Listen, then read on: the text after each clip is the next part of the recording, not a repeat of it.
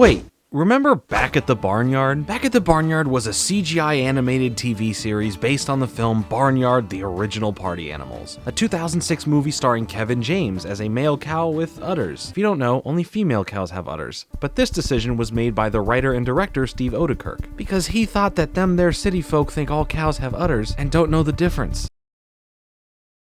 You're the man, Steve! But we're not here to talk about the movie, but rather the TV show Back at the Barnyard. I'm going to talk all about it, what happened to it, and discuss my thoughts on it. So farmer, if you have a shovel, get ready to dig this. That may be the worst thing I've ever said. I apologize. Please don't leave. Oh good, you're still here. I totally wasn't worried or anything.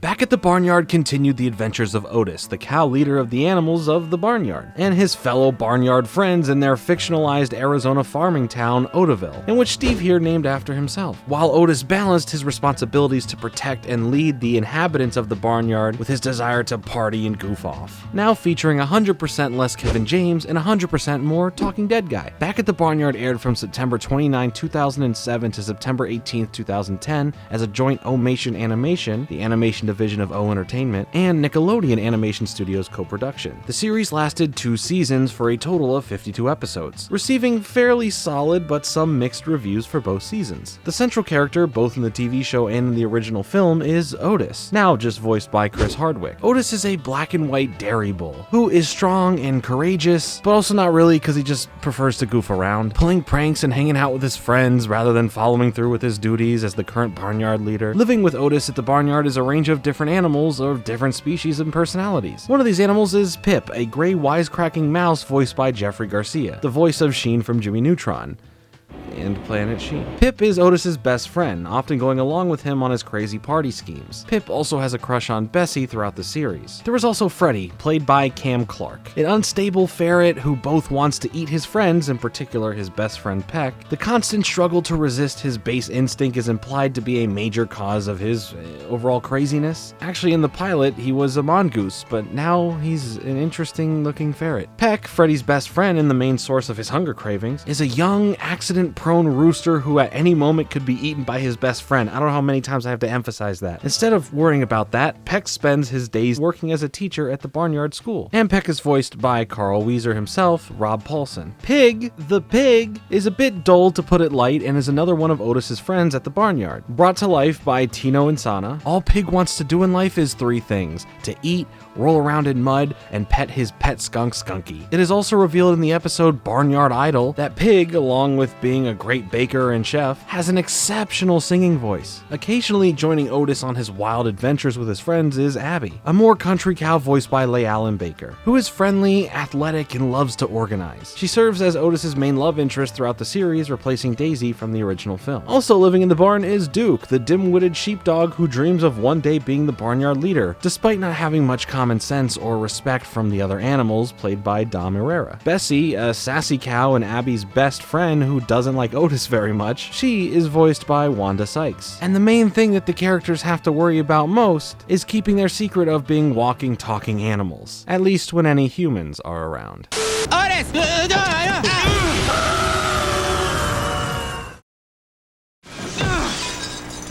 Phew! Double phew!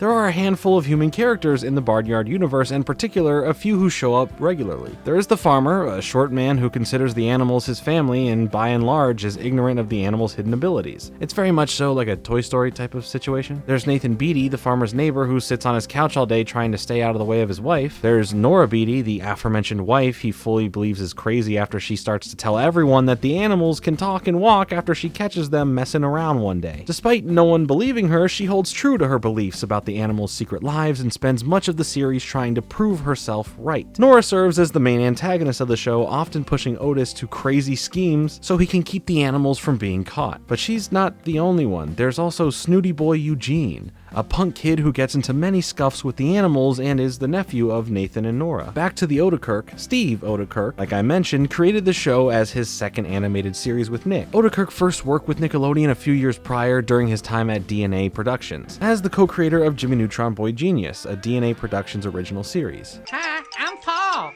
Yep, that freaky three-eyed monkey. Hi, I'm Paul thing. After DNA production shut down in 2006, many employees moved to O Entertainment, including Oedekerk. This move eventually gave him the chance to pitch O Entertainment his idea for the Barnyard movie and later sequential spin-off series. Oedekerk is an actor, stand-up comedian, director, editor, producer, and screenwriter that has worked with great talents over the years. Along with creating the show, Oedekerk also voiced several smaller characters both in the Barnyard movie and in the show. The Barnyard movie, Barnyard: The Original Party Animals, was a computer animated film much like the spin-off series. Produced by Nick Movies and Paramount, released in theaters August 4th, 2006. The original film, much like the TV show, is set around the barnyard where Otis and his friends live. Pretty early on in the movie, it is shown that when the barnyard's human farmer is away, the animals will play, live full lives, throwing parties, talking like people, and walking around on their hind legs. Oedekerk originally began pre-production on the Barnyard film around the summer of 2004, but it wasn't until what happened with DNA production shutting down that he was able to actually go forward and pitch his idea and go forward making it. But this isn't a deep dive into what the movie is, so maybe one day I'll make a video on the movie itself if that's something you'd like to see. The success of the Barnyard movie is what encouraged Nick to greenlight the following spin-off CGI TV series of Back at the Barnyard. Back at the Barnyard remained popular throughout its time on Nickelodeon, with characters Otis and Pip even making an appearance at the Kids' Choice Awards. In 2009, Back at the Barnyard received its first Daytime Emmy for Outstanding Special Class Animated Program, and received another one the following year for Outstanding Writing in an Animated Series alongside Disney's Phineas and Ferb. Despite the mixed reviews and fan viewership and award success, the show was eventually canceled. The reasons around it are not as straightforward as one would think.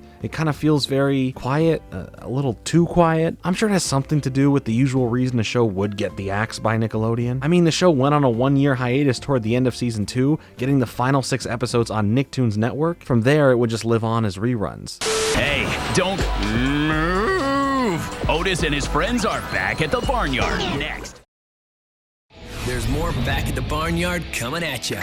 And just how there's a Barnyard video game based around the movie, there is one based around the show, specifically for the Nintendo DS in 2008 from THQ. Back at the Barnyard Slot Bucket Games. The game would have you compete in the first annual Calympics, which essentially were sporting events that were more zany and fun because you're barn animals. It received pretty mid to low reviews. I think why I'm very much so in the middle with my feelings of enjoyment on this show is that it was the middle show between The Adventures of Jimmy Neutron Boy Genius, a show I love very much, and Planet Sheen, a show in which I don't love at all. It has some of that spark there for me that made Jimmy Neutron special. But in terms of the writing, the slapstick comedy, and the lots of hyperactive yelling, it has what made Planet Sheen way less enjoyable. I do like the look of the show. The computer graphics aren't the greatest, sometimes a bit weird and off-putting for sure, but there is this certain level of charm with how bright and vivid the farm is mixed with the attitudes and traits of the characters, giving it a completely different feeling from both Jimmy Neutron and Planet Sheen. The adventures were a lot of fun because of how ridiculous a cow, pig, mouse, etc. look while they are doing so. There's some fun and recognizable voice talent throughout that keep me engaged with the characters more so than I originally remember when I saw it during its original run on Nickelodeon. I by no means though think this show is the worst, but it for sure has a lot in common with shows I personally don't prefer. It's the true definition of a mixed bag. So if you like the Barnyard movie, you may like the show. But if you have seen it, please let me know what your thoughts are on the show in the comments below. I'm always very thankful for you spending your time here with me today. Make sure to hit the like button and subscribe for more content like this.